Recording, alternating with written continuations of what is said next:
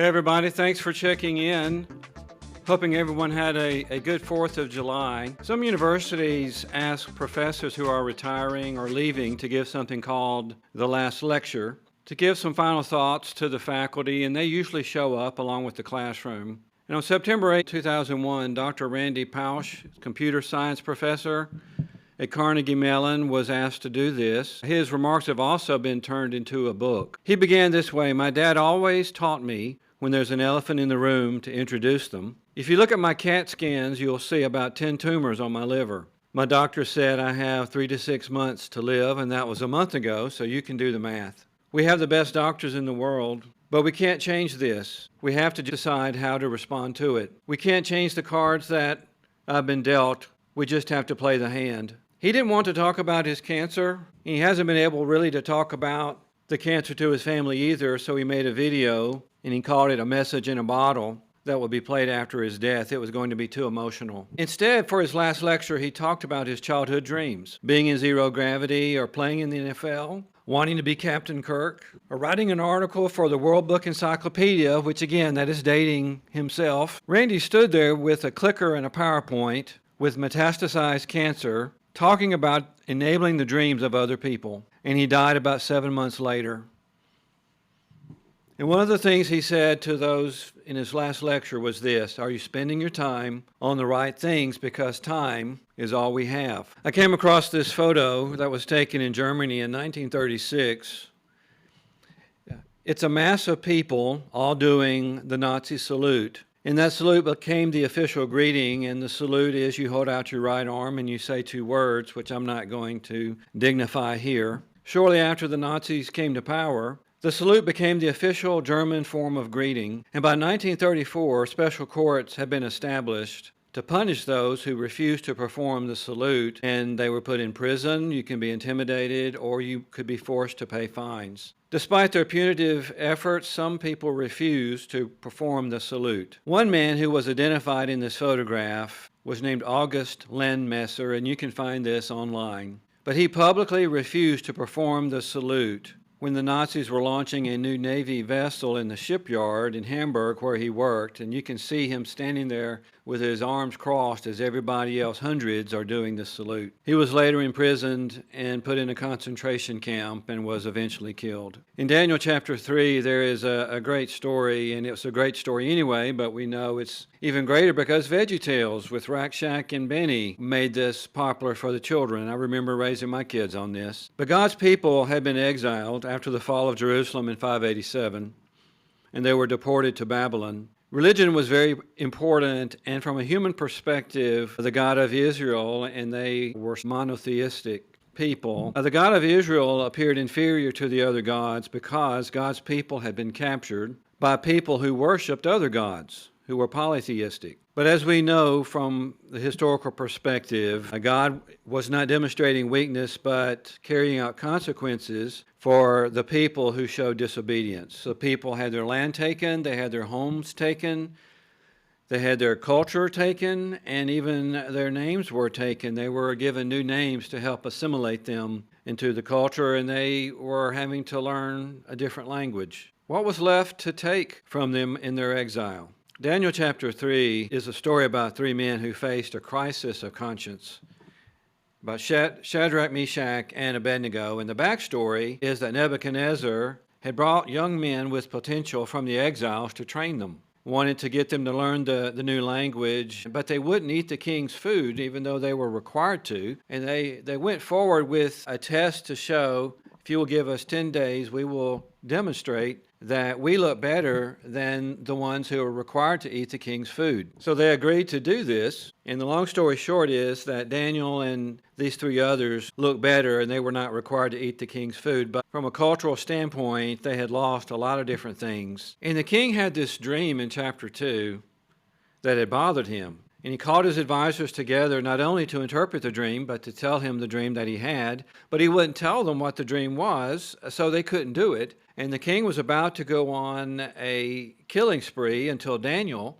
sent word to him and said, "Don't do that. Give me some time to pray and sort it out." And that's what he did. Daniel prayed to God, and he was given an answer. So he told the king not only his dream, but the interpretation of the dream. And the king fell before Daniel and paid him honor and said this, and this is significant: "Surely your God is the God of gods and the Lord of kings and revealer of mysteries." But the very next verse says that Nebuchadnezzar set up a test of loyalty for his subjects and those in his administration. It was a religious and political test, even after this had happened with Daniel. Keep that in mind. The punishment for not conforming to this test was severe. The king built a large golden statue, and he required the people to worship and bow down when they heard the musicians play at certain points during the day. From a practical standpoint, the king was unifying religion, which is about God, nation, and politics. And furthermore, it also included the law. He made this a law. The music was the cue to stop what you're doing and bow down to this intimidating statue. It was a public ceremony, and it was obvious to those who were doing it and those who were not doing it.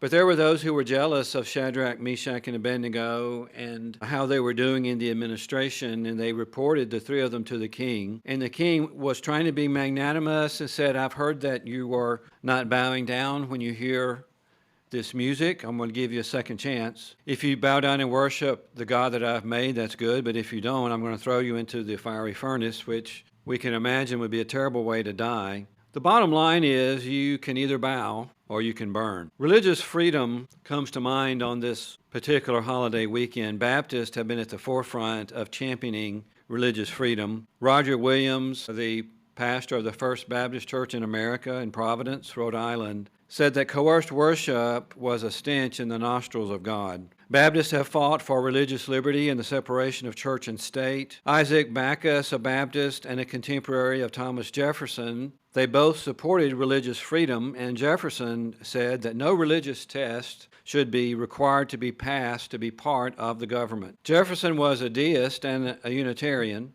and he was a student of the Enlightenment, which becomes even more important as it relates to his views of God and the deity of Christ. So before the Trump Bible, we had the Jefferson Bible. The Trump Bible has been out for a little while. It's actually called the God Bless the USA Bible, and you have on the cover of it, you have the Holy Bible, and then underneath it you have God Bless the USA. But inside the book, you have the King James Version of the Bible. You have a handwritten chorus of God Bless the USA, which was written by Lee Greenwood. There's a copy of the Constitution and the Bill of Rights, the Declaration of Independence, and the Pledge of Allegiance, and you can have them all for the low, low price of $59.99. If there has been a more blasphemous or idolatrous creation recently, I'm not aware of it. I can go into a long explanation of this, but to put it simply, to put man-made documents on a par with the infallible Word of God is heretical, and it is a version of what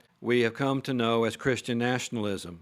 But before the Trump Bible, there was the Jefferson Bible, and I don't know if Jefferson monetized this book or not, but he called it The Life and Morals of Jesus of Nazareth. And Jefferson, with his Enlightenment thinking, kept the moral teachings of Jesus, but he cut out the miracles and the references to deity. But despite doing these things, Jefferson championed the separation of church and state and religious freedom. In 1802, he wrote a letter to the Danbury Baptist Association in Connecticut, where he emphasized the wall of separation, borrowing a metaphor that Roger Williams had made about the wall of separation between the garden of the church and the wilderness of the world. This letter was an affirmation of Congress's passing the Bill of Rights and the First Amendment in particular in 1791.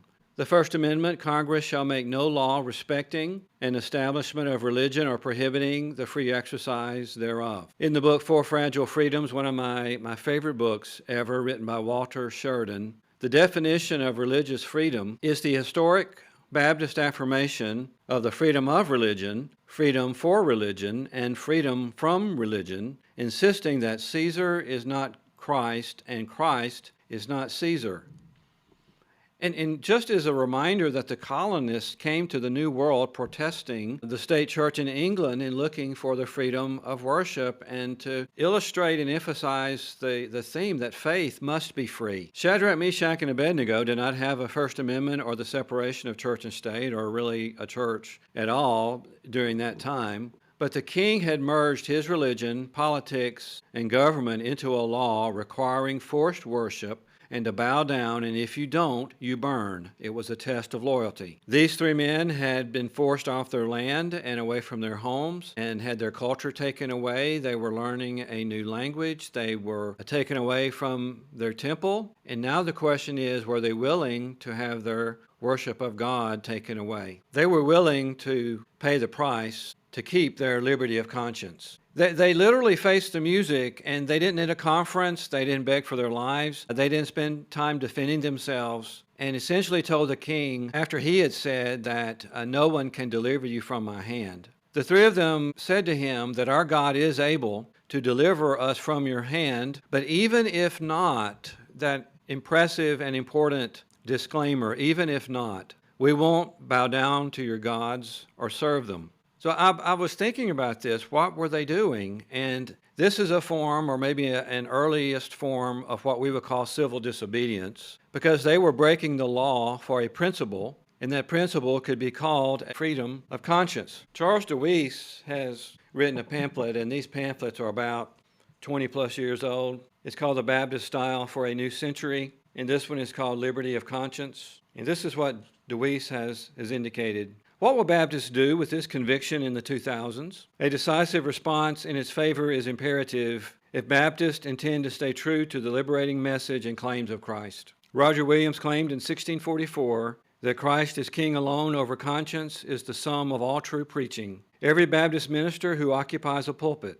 ought to preach liberty of conscience under Christ with vigor and frequency. Advocating liberty of conscience belongs to Baptist laypersons too. Liberty of conscience is God's gift to humanity. God urges individuals to exercise that gift under the leadership of the Holy Spirit and the lordship of Christ. Applied fully, liberty of conscience brings out the best of what it means to be created in God's image. Put simply, every individual is responsible not only to God in matters of conscience, not to the state, not to the church, not to creedal statements, not to pastors, not to seminary presidents, not to denominational leaders, not even to one another. True faith is voluntary. Getting back to the story, this is an important part of the story, maybe the most important part. They had confidence in God, but they didn't have confidence in the outcome. They made the disclaimer, even if not, we would rather burn than bow to that idol. Now, we all know the ending of the story, and we want to get to the part about them being thrown into the fire. And it's important to note that they were not spared the fire. But the part about them, they're being thrown into the fiery furnace, and then the fourth man in the fire, and how they were delivered, and they came out smokeless, so to speak, and they were promoted, and the king declared that their God is the real God. We could talk about why bad things happen to good people, which the story could be about in a way, and how the real God really showed up. We could talk about why they were in exile and why does God allow that to happen. And the people were thinking that Babylon's gods were greater than the God of Israel. We could jump to the end of the story, which is amazing. But let's pause for a moment and not minimize the courage of their convictions, because they really didn't know how this was going to turn out. Where was their confidence? It wasn't transactional. For these three men, this was a hill to die on. And in looking to the story, we could say, what's the big deal? Everyone else was doing it. Everyone else was bowing down when they heard the music. They could simply blend in. What other choice could you have?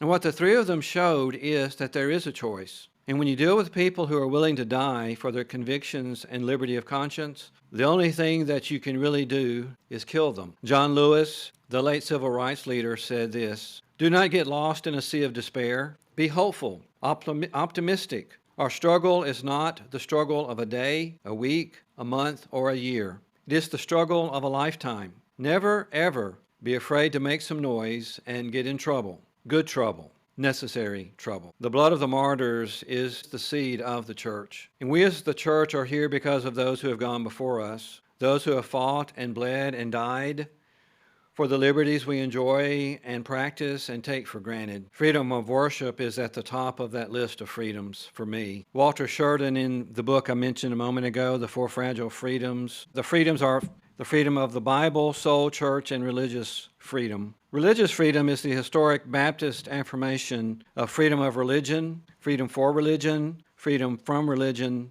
insisting that Caesar is not Christ and Christ is not Caesar. The separation of church and state is a pivotal Baptist principle influential in our country today, and yet there are threats to this important distinctive. Sheridan writes, Christians have to work hard at distinguishing between pietism and patriotism, assessing critically where one begins and the other ends. When the cross of Jesus is wrapped in the flag of any nation, danger, if not downright heresy, is nearby. We just celebrated the 4th of July, and next year we're scheduled to celebrate the 250th. But in referencing Shadrach, Meshach, and Abednego, and being reminded that these were not their real names, they were given new names to assimilate into a new land and a way of life. And they were being forced to take on the gods and images of the king, but that was a hill that they were willing to die on. I'm grateful for those early Baptists and framers of the Constitution, and the First Amendment in particular, and for the Establishment Clause and the Free Exercise Clause. I'm grateful for our liberty of conscience. Jesus said, if the Son has set you free, you shall be free indeed. Thanks for listening.